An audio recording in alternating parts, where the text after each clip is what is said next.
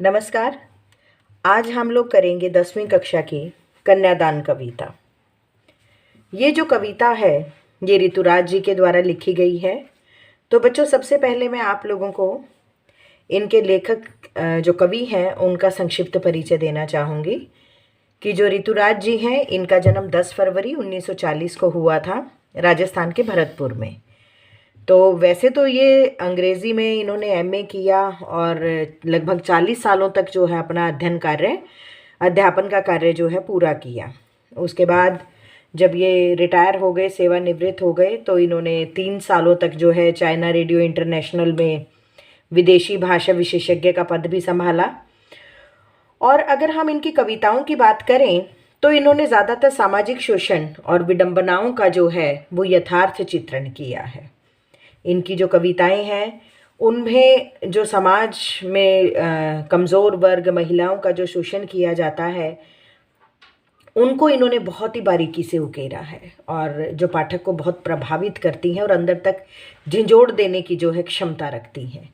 अगर हम इनके काव्य की बात करें तो अब तक इनके जो है 10 काव्य संग्रह हैं।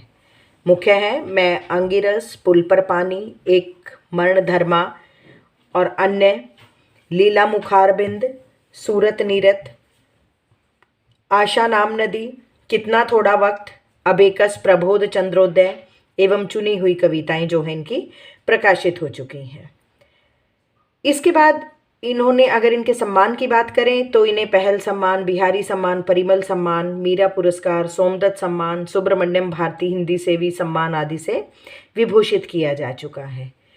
तो यहाँ पर जो ये कविता कवि के द्वारा लिखी गई है, इस कविता में स्त्री जीवन के प्रति कवि की गहरी संवेदनशीलता जो है प्रकट हुई है। कवि ने स्त्री के लिए कोमलता के, गौरव में छिपी कमजोरी के उपहास का विरोध किया है कि जो हम औरत को कमज़ोर समझने की भूल करते हैं, इस बात को बताने का कवि ने प्रयास किया है और साथ ही साथ महिलाओं को भी ये प्रेरणा दी है कि वो अपने आप को कभी भी कमज़ोर ना समझें। कविता में जो है कोरी भावुकता नहीं बल्कि माँ के संचित अनुभवों की पीड़ा की प्रामाणिक अभिव्यक्ति इसमें रखी गई है। माँ जो है अपनी भोली भाली, निश्चल हृदय और अनुभव शून्य बेटी को स्त्री जीवन में आने वाली कठिन परिस्थितियों के प्रति सचेत करती हुई आदर्शीकरण का प्रतिकार करने की सीख दे रही है। इस कविता में स्त्री जीवन को जो है दुखमय बनाने वाली कुरीतियों की भी मार्मिक अभिव्यक्ति हुई है। तो चलिए प्रारंभ करते हैं कविता का। कितना प्रामाणिक था उसका दुख, लड़की को दान में देते वक्त जैसे वही उसकी अंतिम पूंजी हो। लड़की अभी सयानी नहीं थी, अभी इतनी भोली सरल थी कि उसे सुख का आभास तो होता था लेकिन दुख बांचना नहीं आता था। पाठिका थी वह धुंधले प्रकाश की, कुछ तुकों और कुछ लयबद्ध पंक्तियों की। तो देखिए, ये जो कविता है, इस कविता में कवि ने उस समय का वर्णन किया है कि कन्यादान के समय माँ जो है अपनी बेटी को, जो स्त्री के परंपरागत आदर्श रूप की, जो हम कहते हैं कि नहीं हमें तो हर किसी का कहना मानना है, चाहे वो गलत हो चाहे वो सही हो, पति को परमेश्वर मानना है, ससुराल वालों की इज्जत करनी है, उनका मान सम्मान करना है, चाहे वो कितने भी गलत क्यों ना हो। तो यहाँ पर जो है एक माँ अपनी बेटी को इस परंपरागत आदर्श रूप से हटकर जो है वो सीख दे रही है। इसमें केवल कोई भावुकता नहीं है बल्कि माँ जो है वो अपने अनुभवों की पीड़ा को प्रकट कर रही है। उसकी अभिव्यक्ति इसमें हुई है कि जब माँ ने अपनी बेटी के विवाह के समय उसे विदा किया तो उसे लगा कि वह अपनी अंतिम पूंजी किसी को सौंप रही है। अब देखिए, माँ ने बेटा बेटी को अपनी अंतिम पूंजी क्यों कहा है? क्योंकि माँ जो है वो देखिए, माँ अपने सभी बच्चों को प्रेम करती है, चाहे वो लड़के हों चाहे वो लड़की हो, लेकिन माँ जो होती है बेटा वो बेटी के कहीं ज़्यादा निकट होती है। जो बात वो अपने बेटों से नहीं कर पाती वो बेटी के साथ बहुत ही सहज भाव और खुलकर कर लेती है। और बेटी के लिए भी माँ का यही स्वरूप उसके सामने होता है कि उसे अगर किसी भी प्रकार की कोई पीड़ा होती है, कोई कष्ट होता है या कुछ भी बात होती है तो वो अपने माँ से बिना किसी संकोच के, बिना किसी संदेह के, बिना किसी शंका के साथ जो है उनसे शेयर कर लेती है, साझा कर लेती है। तो उसे लगा कि वो अपनी बेटी माँ को लगा कि वो अपनी अंतिम पूंजी जो अब तक उसने सहेज कर रखी थी, समेट कर रखी थी, वो किसी को जो है सौंप रही है। तो उस समय उसका दुख जो है बेटा कितना स्वाभाविक था। अब जाहिर सी बात है कि हमसे अगर हमारा सब कुछ छिन जाए, कुछ दूर जाता हो, तो दुख का होना लाजमी है। तो क्या कहते हैं कि भी उसका दुख जो था वो वास्तव में कि उसका दुख बहुत ही स्वाभाविक था, क्योंकि बेटी माँ से ही अपने सुख दुख की बात कहती है। माँ दुखी किस लिए थी? कहती है लड़की अभी सयानी नहीं थी, अभी इतनी भोली सरल थी कि उसे सुख का आभास तो होता था, लेकिन दुख बांचना नहीं आता था। वो कहती है क्योंकि जो उसकी बेटी है, उसकी जो पुत्री है, अभी बहुत सयानी नहीं हुई थी। उसमें संसार की चालाकी को समझने की समझ नहीं थी। उसे ससुराल पक्ष की कठोर सच्चाइयों का और पुरुष प्रधान समाज के बंधनों का बिल्कुल भी ज्ञान नहीं था। उसमें इतनी सरलता और भोलापन था कि उसे सुख का क्या है ये तो पता था, क्योंकि उसने अपने माता पिता के घर में रहकर अभी केवल सुख ही सुख भोगे थे। उसे कोई चिंता नहीं थी किसी बात की। उसे नहीं पता था कि दुख किसे कहते हैं। उसे तो केवल पता था, तो किसका पता था? सिर्फ और सिर्फ सुख का, जो उसने अपने माता पिता की छाया में बिताया था, जो अपना जीवन, और वो जो सुख जो उसने प्राप्त किए थे। उसे नहीं पता कि दुख किसे कहते हैं। फिर कहते हैं, पाठिका थी वह धुंधले प्रकाश की, कुछ तुकों और कुछ लयबद्ध पंक्तियों की। अब वह तुकों और लय से बंधी काव्य पंक्तियों को पढ़ना जानती थी। ठीक है भाई, अब देखिए बेटा, कोई भी बच्चा जो होता है वो पहली दूसरी तीसरी कक्षा से ही जब हम उसे पढ़ना सिखाते हैं तो वो पढ़ना जान जाता है। तो वो कहते हैं उसको भी कुछ पढ़ना आता था। इसका क्या मतलब है बेटा? कि उसे विवाह के केवल सुरीले और मोहक पक्ष का पता था, और वह केवल काल्पनिक सुखों में जीती थी। उसे पता था कि किसी भी लड़की के लिए जो है विवाह एक स्वाभाविक सी बात है, उसका विवाह होना है, मंगल गीत गाए जाने हैं, कि विवाह के समय में जो भी गीत आदि गाए जाते हैं। तो वो कहते उसे तो सिर्फ इतना पता था कि विवाह का एक सुरीला पक्ष भी होता है। उसे बाकी कुछ नहीं पता था कि आखिर ससुराल में और क्या क्या हो सकता है। ठीक है जी। फिर इसके बाद है, माँ ने कहा, पानी में झांक कर अपने चेहरे पर मत रीझना। आग रोटियां सेकने के लिए है, जलने के लिए नहीं। वस्त्र और आभूषण शाब्दिक भ्रमों की तरह बंधन है स्त्री जीवन के। अब बेटा, और फिर कहती है, माँ ने कहा लड़की होना पर लड़की जैसी दिखाई मत देना। ये जो अंतिम पंक्तियाँ हमारी यहाँ पर हैं बहुत ही महत्वपूर्ण, और इसमें जो है कवि ने इस कविता के माध्यम से अपनी हर बात को बहुत ही सुंदर तरीके से जो है प्रकट किया है। तो बेटा इस कविता में इन पंक्तियों में वही है कि उसने फिर वही बात कही कि आदर्श रूप से हटकर वो सीख देती हुई बेटी को कहती है कि बेटी जब तुम पानी में देखो तो अपने सौंदर्य पर प्रसन्न मत होने लगना। होता है ना कि महिलाएं जो हैं वो रीझने लगती हैं कि अरे मैं तो बहुत सुंदर हूँ, तो वो अपना आपा खो देती हैं। कई बार तो उन्हें अपने आसपास की बिल्कुल भी सुध नहीं रहती है। तो वो क्या कहती है कि जब तुम पानी में देखो तो अपनी सुंदरता पर इतनी प्रसन्न मत होने लगना कि कोई भी तुम्हें कुछ भी कहकर चला जाए और तुम्हें उसका एहसास भी ना हो। फिर वो कहती है, आग रोटियां सेकने के लिए है, जलने के लिए नहीं। वो कहती है कि जो आग से भी सावधान रहना तुम, कि जिस आग से रोटियां सेकी जाती हैं वही आग जलाने का काम भी करती है। इसलिए अपने जीवन के प्रति तुम सदा ही सचेत रहना कि वो जलने के लिए नहीं है। अब बेटा यहाँ पर जो है कवि ने क्या बताने का प्रयास किया है कि अक्सर हम और आप आए दिन समाचार पत्रों में भी पढ़ते हैं, अपने आसपास की घटनाएं भी सुनते हैं कि दहेज के जो लालची लोग हैं, दहेज के जो दानव हैं, वो बेटियों को जो है, अपनी बहुओं को जो है आग में जला डालते हैं। उन्हें कोई फर्क नहीं पड़ता उसकी संवेदनाओं से, उसकी भावनाओं से। तो यहाँ पर भी जो माँ है वो अपनी बेटी को कहती है कि तुम हमेशा ध्यान रखना कि जो आग है उससे रोटियां सेकी जाती हैं। वो आग जो है, लोग, अब आपने कितनी बार देखा होगा बेटा, कोई तंदूर कांड हुआ है, ना जाने कितने जो दहेज के लोभी हैं वो बेटियों को जला देते हैं। तो वो माँ कहती है कि तुम इन सब से सावधान रहना कि ये जो आग है ये अक्सर बहुओं को जलाने का भी काम करती है। तो तुम हमेशा सावधान रहना बेटी अपने जीवन के प्रति, कि कहीं कोई तुम्हें भी इस आग में भस्म ना कर दे। ठीक है। फिर कहती है, वस्त्र और आभूषण शाब्दिक भ्रमों की तरह बंधन है स्त्री जीवन के।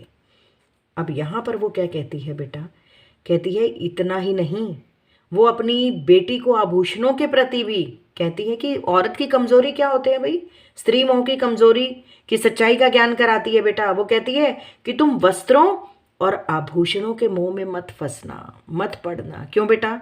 क्योंकि कोई भी स्त्री जो होती है उसका वस्त्रों और आभूषणों के प्रति एक विशेष लगाव होता है। तो वो कहती है कि कहीं तुम्हें ससुराल वाले, तुम जाओगी तो तुम्हें वस्त्र भी देंगे, गहने भी देंगे, तुम्हारा पति भी ये सारी चीज़ें देगा, पर तुम उसमें इतनी मत खो जाना कि कोई भी तुम्हारा किसी भी तरह से फ़ायदा उठा ले।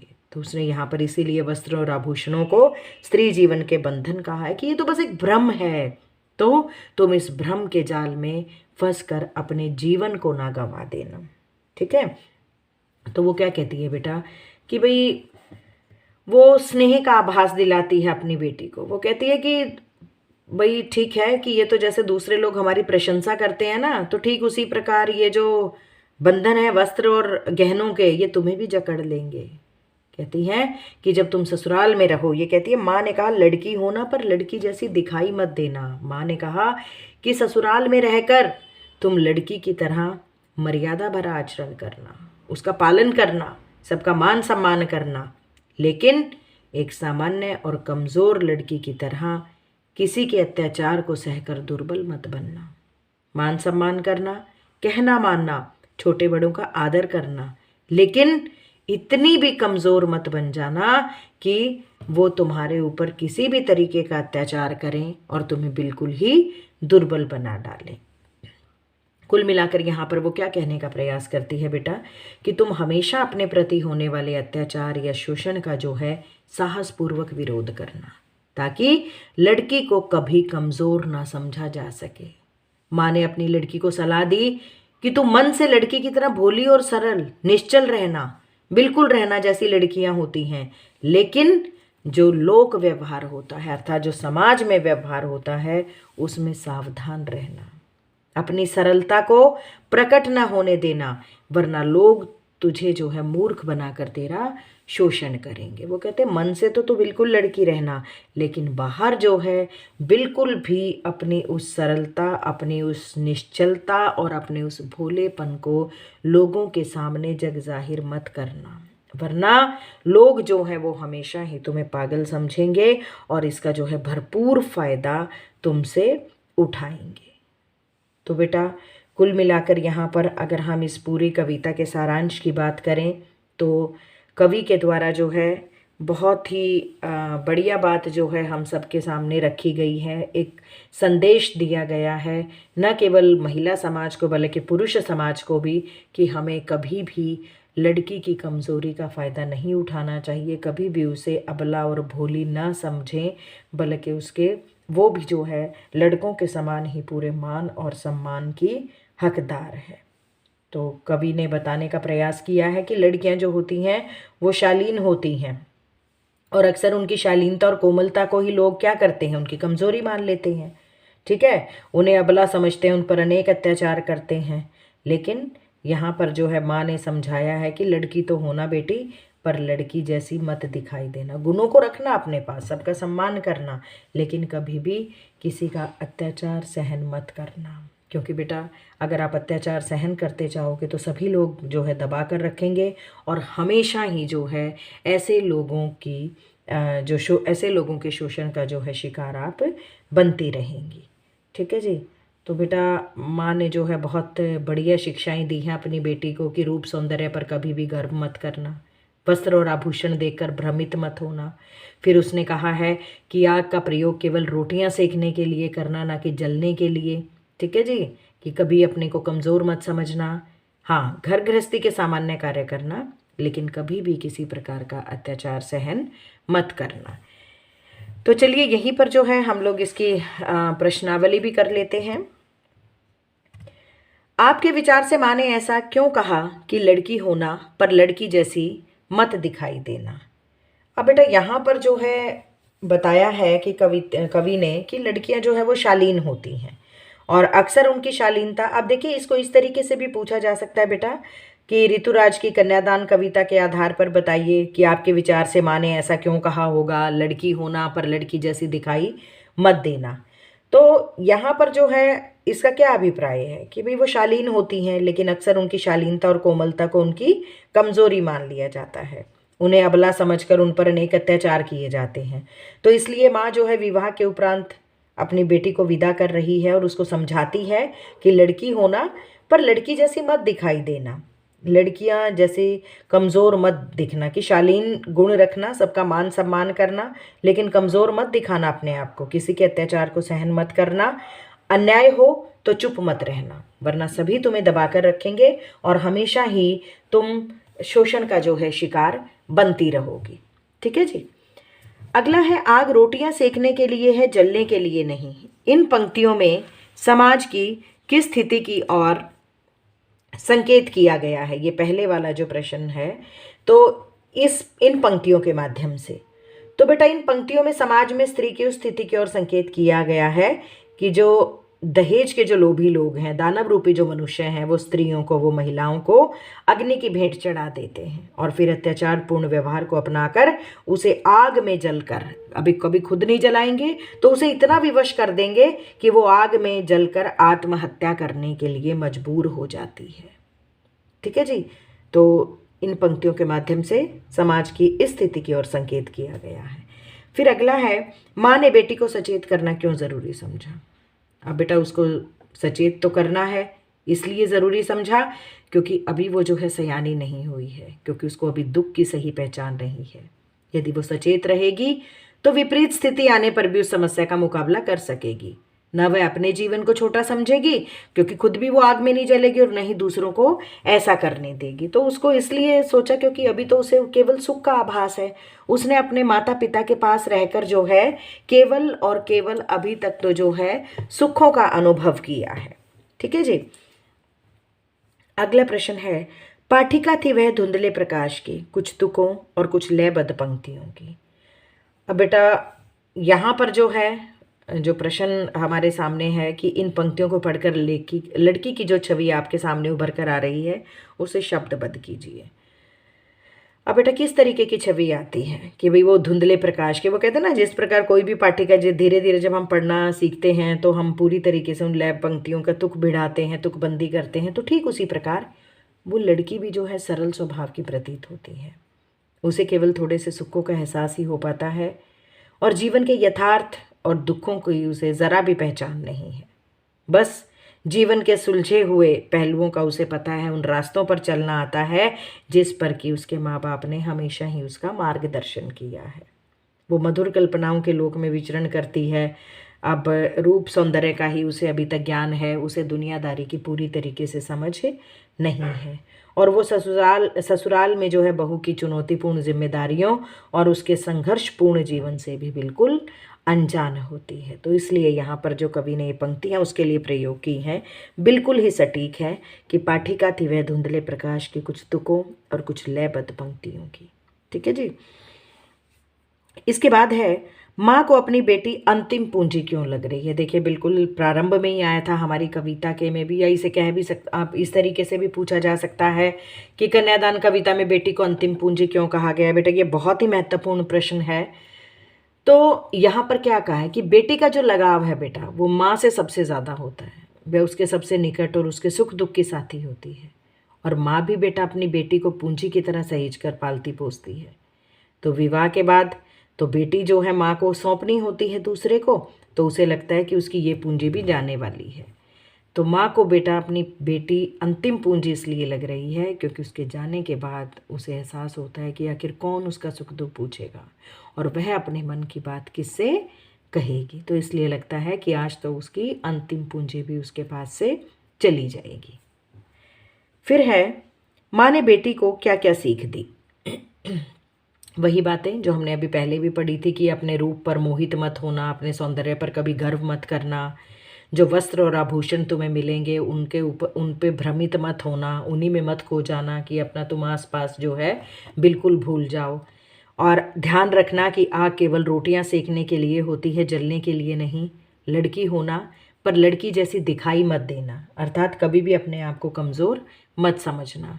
और घर गृहस्थी के सामान्य कार्य करना, लेकिन अत्याचार को कभी भी सहन मत करना। ठीक है जी। तो यहाँ पर हम ये रचना और अभिव्यक्ति से भी एक प्रश्न है कर लेते हैं कि आपकी दृष्टि में कन्या के साथ दान की बात करना कहाँ तक उचित है। देखिए, अगर मैं अपनी दृष्टि की बात करूँ तो कन्या के साथ दान की बात करना तो बिल्कुल अनुचित है, क्योंकि कन्या कोई वस्तु नहीं है, बल्कि उसका अपना एक स्वतंत्र व्यक्तित्व है, उसका अपना एक स्वतंत्र अस्तित्व है।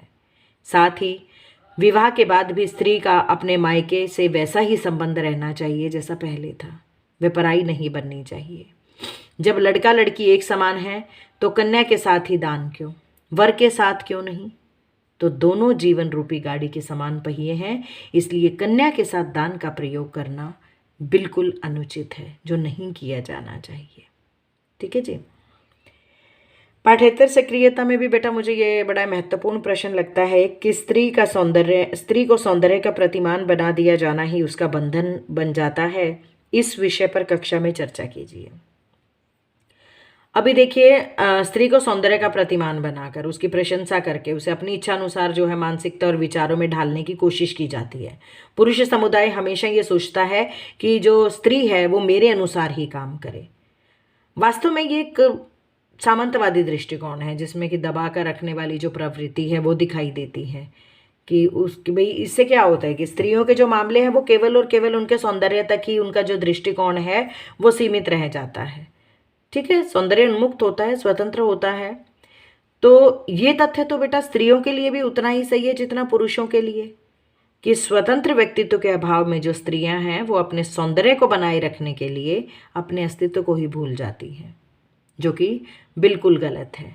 तो इन्हीं सब बातों को जो है अगर हम आधार बनाएं तो हम ये कह सकते हैं कि स्त्री को केवल और केवल अपने सौंदर्य पर मोहित ना होकर अपने व्यक्तित्व को कभी भी भूलने का प्रयास नहीं करना चाहिए, क्योंकि उसका भी अपना एक अस्तित्व होता है। तो बेटा आज हमने ये कंप्लीट किया कन्यादान कविता व्याख्या और इसकी प्रश्नावली। धन्यवाद।